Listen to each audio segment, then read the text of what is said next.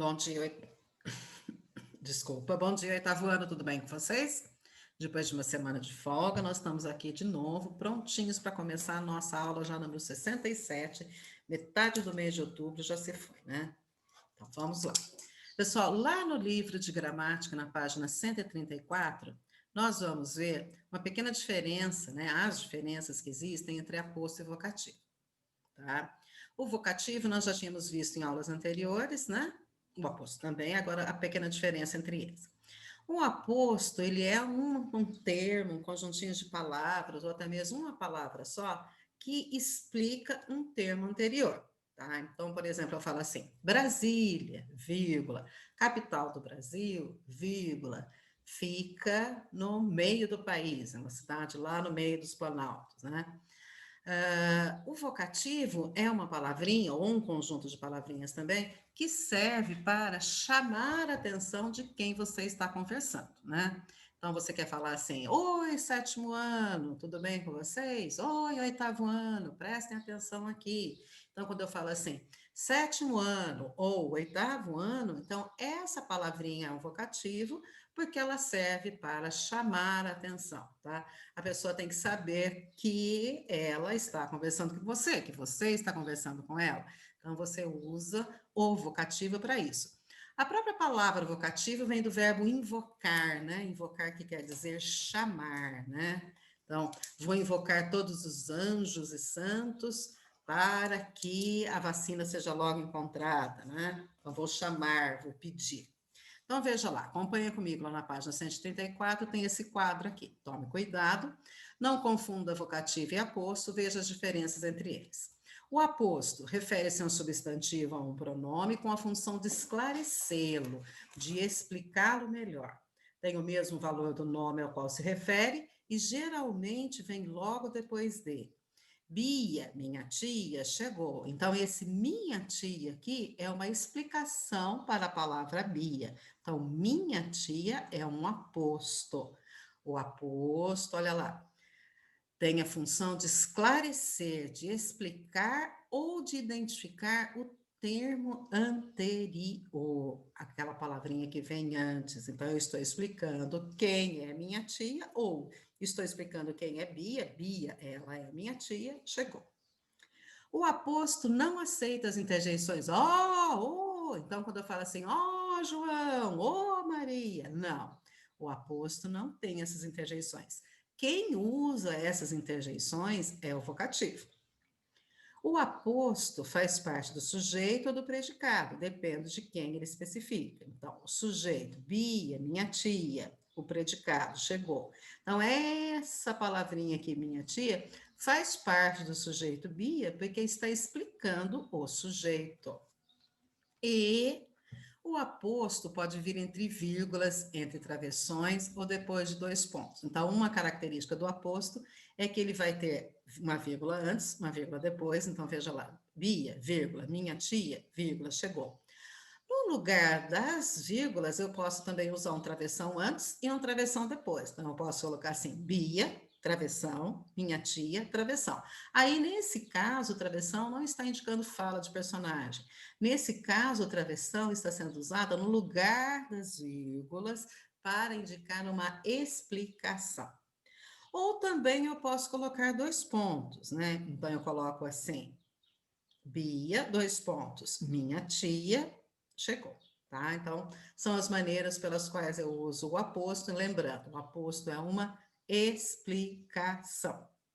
O vocativo é uma palavrinha que serve para a gente chamar a atenção da pessoa com quem a gente está conversando. Então, veja lá. Termo da oração, usado para chamar alguém ou um ente personificado a quem nos dirigimos. Refere-se ao interlocutor, segunda pessoa do discurso. Léo, você volta cedo? Então, essa palavrinha Léo aqui é um vocativo, porque é com ele que eu estou conversando, é para ele que eu estou fazendo a pergunta se ele volta cedo, então. Então, Léo, vírgula. O vocativo aceita as interjeições. Então eu falo assim, Léo, você volta cedo? Ou então eu posso falar, Léo, tudo bem? O vocativo não faz parte do sujeito e nem do predicado.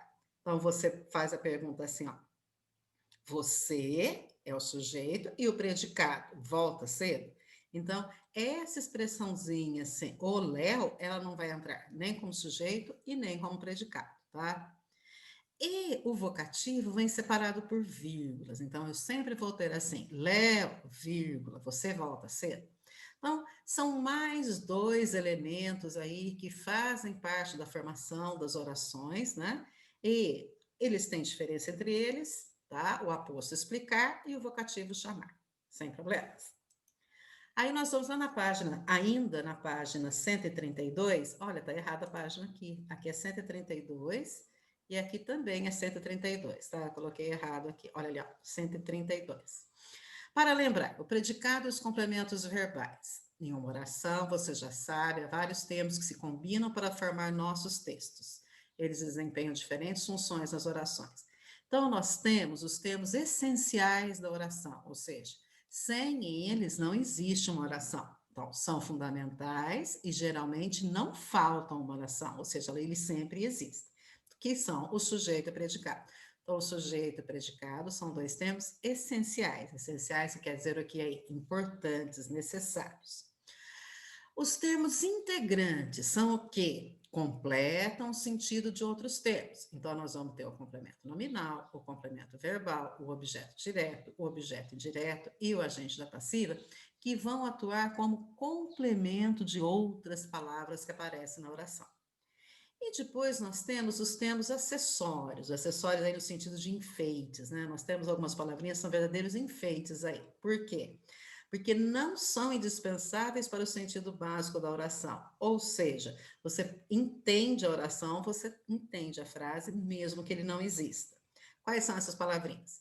O adjunto nominal, o adjunto adverbial e o aposto, tá? Então, aqui é mais para você relembrar quais são os termos que formam uma oração. Uma oração pode ser formada pelo sujeito, pelo predicado, pelo complemento nominal, o complemento verbal, o objeto direto, o objeto indireto, o agente da passiva, quando a frase estiver na voz passiva, o adjunto de nominal, o adjunto adverbial e o aposto. Então, entre todos esses, os mais importantes são sujeito e predicado, depois nós temos alguns que são integrantes, que completam o sentido, e nós temos alguns que são meros enfeites, certo? Agora nós vamos. Agora, nossa, a numeração aqui toda errada, né? Aqui, página 133, certo?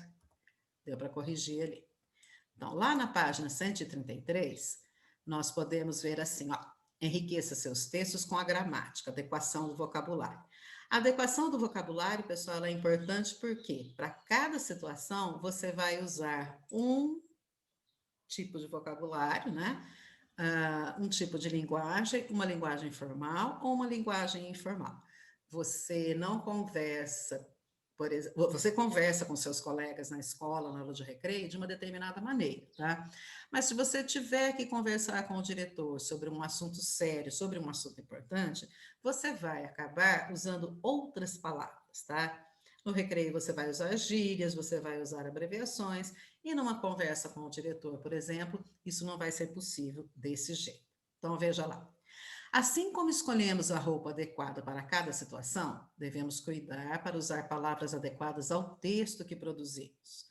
Para isso, consideramos vários aspectos. Eis alguns deles. Se eu estou falando ou se eu estou escrevendo, se é um texto informal ou formal, a quem eu dirijo o meu texto, se é um amigo, uma criança, um senhor, um estrangeiro, o que eu quero conseguir com o texto? Eu quero cumprir uma tarefa de escola? Eu quero dar uma informação? Eu quero descrever um lugar? Eu quero defender uma tese? Então, depende do objetivo para quem vai meu texto, eu uso uma maneira de escrever. Depende também se eu estou falando ou se eu estou escrevendo. A fala, ela tem um tipo de linguagem e a escrita, ela vai exigir outro tipo de linguagem. Então, se você está falando, você vai falar de um jeito. Se você está escrevendo, você vai escrever de outra maneira, tá? Se o texto é formal ou informal, isso também é importante na sua avaliação de como escrever, o que escrever. Se meu texto é para um amigo, se é para minha mãe, se é meu pai, para o senhor, se é uma carta para o banco, se é uma carta para o Samai, se depende para quem que você envia, então depende também o vocabulário que vai ser usado. E o que eu quero com o meu texto? É uma carta para o banco reclamando de alguma cobrança a mais? É uma carta para o SAMAI reclamando da conta de água? É uma cartinha para o meu amigo dizendo que eu preciso do livro dele emprestado? Então, para quem eu escrevo também é importante e para quem eu escrevo também é uma forma de adequar o meu vocabulário, tá? Então, veja lá, exercício 9. Para cada um dos textos abaixo, responda com as informações solicitadas. Então, na letrinha A, o e-mail de um amigo. Então, eu vou mandar esse e-mail. Esse e-mail, eu sou o Cid, Decide, eu vou mandar para o Teco. Se eu quiser, esse CC quer dizer assim, com cópia, tá? Ou às vezes numa empresa, numa escola, você manda o e-mail para uma pessoa, mas quer que outras pessoas também saibam do assunto, então você coloca esse CC assim, com cópia. Você coloca aqui na frente o e-mail da pessoa e outras pessoas também poderão receber. E o assunto encontro amanhã. Teco, não gostei daquela parada hoje na escola, sacou? Amanhã vamos chegar cedo e acertar tudo. A gente tem que se dar bem na apresentação do nosso trabalho. Te vejo lá, Cid. Então, o Cid mandando uma mensagem para a Teco, dizendo que ele não gostou de alguma coisa em relação ao trabalho que eles têm que apresentar e convidando o amigo para chegar cedo lá na escola para arrumar tudo. Então, esse e-mail é um texto falado ou um texto escrito? É um texto escrito, né? Ele é um e-mail. Ele é formal ou ele é informal? Ele é informal. E para quem que ele se destina? Ele vai para um colega do emissor, ou seja, um colega do CID, um colega de escola, tá? E qual que é a finalidade do texto? A finalidade do texto é comentar um fato desagradável e combinar o encontro no dia seguinte. Então, ele está comentando que ele não gostou muito do trabalho e quer que no dia seguinte eles se encontrem para resolver isso, certo? Então, o e-mail ainda é uma forma de comunicação. Hoje, em tempos de WhatsApp, né, ele fica um pouco assim, meio de lado, meio esquecido, mas ainda é uma comunicação muito usada, por exemplo, nas escolas, quando você precisa mandar, por exemplo, um documento para a escola, né? Então, você tem a possibilidade de anexar documentos, é uma boa maneira ainda de comunicação, tá? Pode ser que daqui a um tempo ela caia em desuso, mas hoje ela ainda é usada, certo?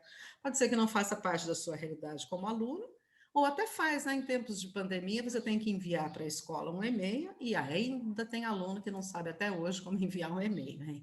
Consegue ficar lá 3, 4 horas jogando, né? Mas ainda tem dificuldade para enviar um e-mail. Então, vale a pena aprender, tá? Lá nessa página 133, nós temos também um exercício B. Então, o exercício A foi um e-mail, o exercício B é uma receita. Pudim de leite condensado, ingredientes: uma lata de leite condensado, uma lata de leite, 3 ovos. Bater tudo no modo de fazer: bater tudo no liquidificador, assar em forma caramelada em banho-maria. Então, este também é um texto escrito, a receita ela vem escrita. É formal ou informal? É informal. A quem se destina? A qualquer pessoa que queira fazer um pudim. E qual é a finalidade do texto? Ensinar a preparar uma sobremesa. Então, é um texto instrucional, porque ele ensina. E como o texto instrucional receita, ele é dividido em duas partes: ingredientes e modo de fazer, tá? Um texto instrucional também pode ser, por exemplo, um manual. Você compra um rádio novo, por exemplo, e aí ele vem com o manualzinho de instruções. O manual de instruções também é um texto instrucional. Ele também tem esse objetivo, olha, ensinar. Ensinar, no caso, a manusear, a ligar, a usar um rádio. Aqui é ensinar a preparar uma sobremesa. Então, são os diversos gêneros textuais que existem na nossa língua, e para cada gênero textual é necessário um tipo de linguagem. Isso se chama adequação da linguagem. Você adequar, você adaptar, você deixar cada texto com a sua linguagem própria, com a sua linguagem específica, certo? Você não pode errar, você não pode, por exemplo, mandar uma cartinha lá para o SAMAI, reclamando da sua conta de água, e usar gírias, palavras abreviadas, não tratar as pessoas pelos pronomes de tratamento corretos, né? Senhor, senhora. Então, para tudo tem a sua adequação, o seu jeito de escrever. Agora, um outro exercício que nós temos aqui é sobre a descrição de um garoto. Então, alguém está descrevendo o garoto. Será que aquele garoto magro, moreno, com um baita machucado na cabeça, se achava mesmo um faraó? Só podia ser brincadeira, pensou o Pré. E aqui nós temos os hieróglifos, né, para ilustrar aqui o texto. Essas duas linhas foram escritas por Flávia Lins e Silva. Elas estão no livro O Agito de Pilar no Egito, publicado no Rio de Janeiro, pela editora Jorge Zahar, em 2003, página 15. Então, de novo, será que aquele garoto magro, moreno, com um baita machucado na cabeça, se achava mesmo um faraó? Só podia ser brincadeira, pensou Breno. Então, você tem lá, esse texto que eu acabei de ler, que está aí na página 134, é um texto falado ou escrito? Também é um texto escrito. Ele é formal ou informal? Ele também é informal. E qual é a finalidade do texto? Esse texto tem a finalidade de descrever um personagem, tá? Então, é um trecho de um livro que tem como finalidade descrever. Então, quando ele fala assim, ó, garoto moreno, magro, moreno, baita machucado na cabeça. Então, são as características exteriores, as características físicas, né? E aí vem uma parte aí referente ao caráter, à personalidade. Se achava mesmo um faraó, ou seja, se achava mesmo muito importante, só podia ser brincadeira, né?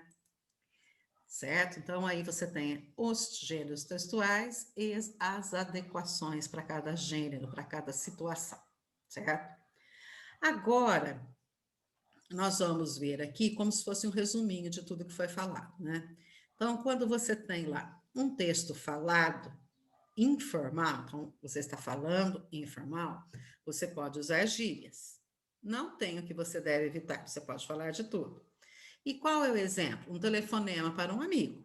Tá? Então, se você vai fazer um telefonema ou se você vai mandar uma mensagem para o WhatsApp, você pode usar gírias e esse tipo de texto é um texto. Aliás, a mensagem para o WhatsApp, a não ser que seja áudio, né? O texto escrito aqui, não é o texto escrito, é o texto falado informal.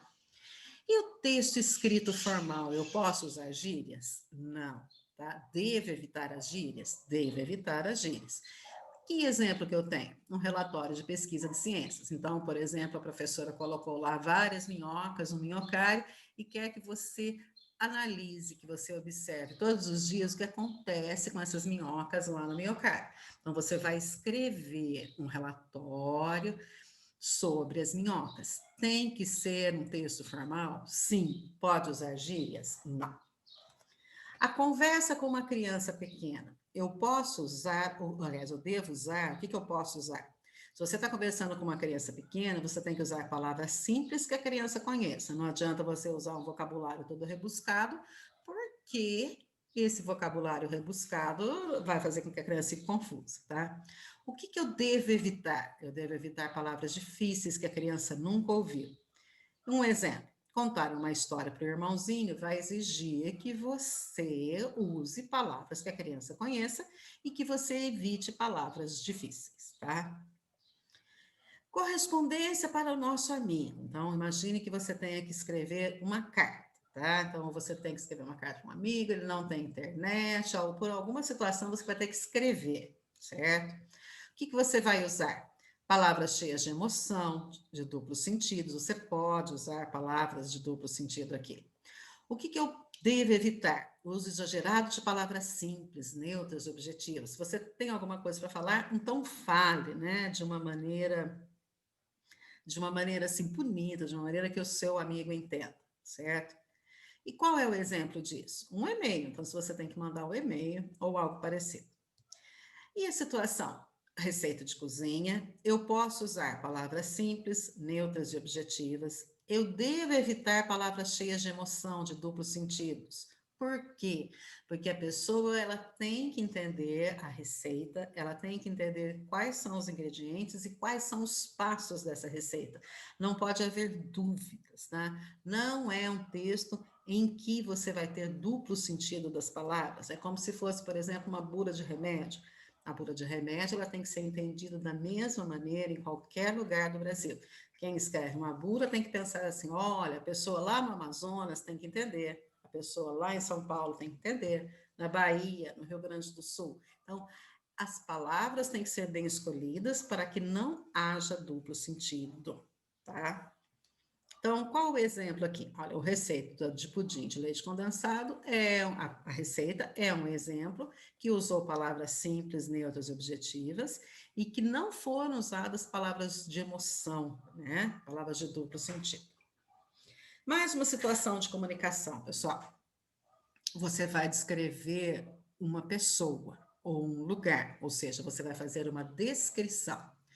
Posso usar muitos expressivos adjetivos? Sim, como você tem que descrever a pessoa e o ouvinte tem que entender como é essa pessoa, o uso de adjetivos aí é liberado. Você pode fazer uso e abuso dos adjetivos para que a pessoa que esteja vendo, que esteja lendo ou ouvindo essa descrição, ela entenda exatamente o que você quer dizer, tá?